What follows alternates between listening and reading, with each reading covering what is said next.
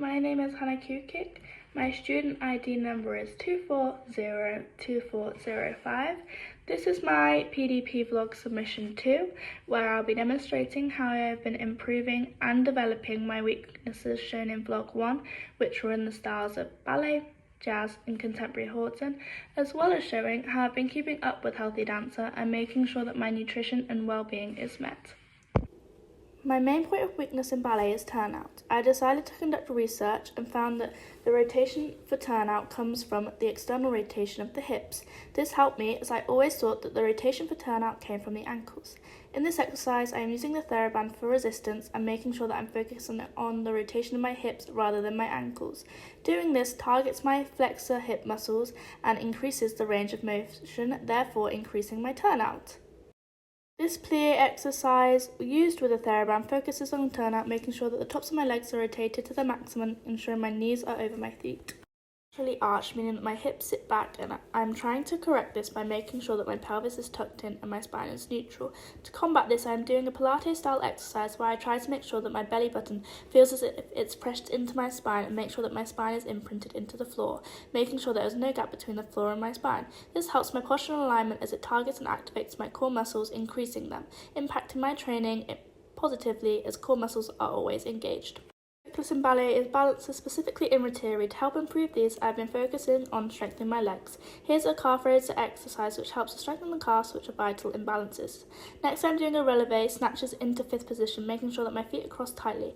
This helps to improve my balances, specifically in pirouettes, as again it strengthens my legs and helps us to sustain balances for a longer period of time, and also focuses on weight distribution. For jazz, one of my main points of weakness was coordination. Here you can see class footage of a jazz combo from the corner, which really focuses on coordination.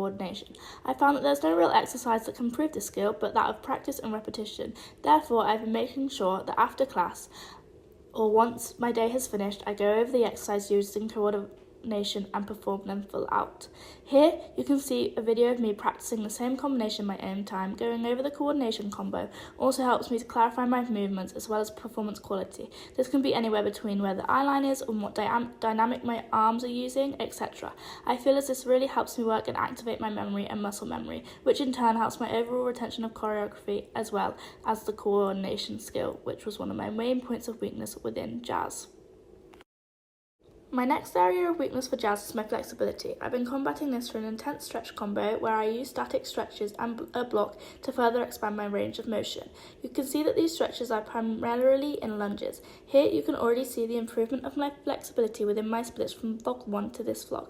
I carry out these stretches 4 times a week and make sure that I stretch before bed, as I feel this helps to avoid any stiffness in the morning. My next area of weakness as jazz is my spotting. This is a spotting exercise where I leave my head to the front as my legs move in a circle and I quickly whip my head around.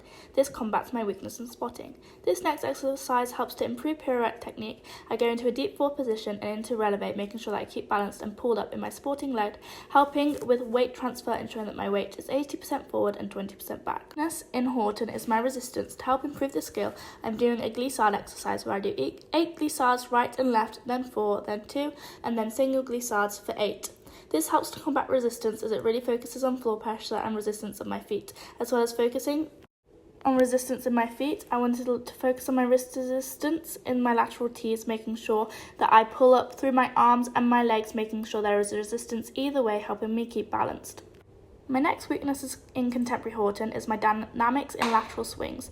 To help combat this, I use peer feedback and a clapping exercise. This clapping I found really useful as it helps to accentuate the timing of the swings as well as the dynamic timing of them, which helps me to focus on when to use the motion of the swinging.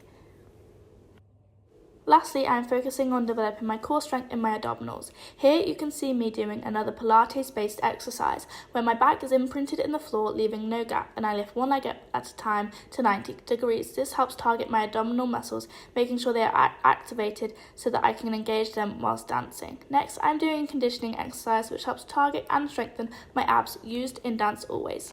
Here are meals which are fueled with protein, fats and carbohydrates, which I researched in vlog 1. Daily cooking with my flatmate, and this has really helped my well-being as found in research, as cooking and eating with friends helps to boost mental health and creates feeling of content. I've also found that I haven't been drinking water, and from research I found that keeping hydrated when exercise is so important, so I made a water intake chart helping to keep me hydrated.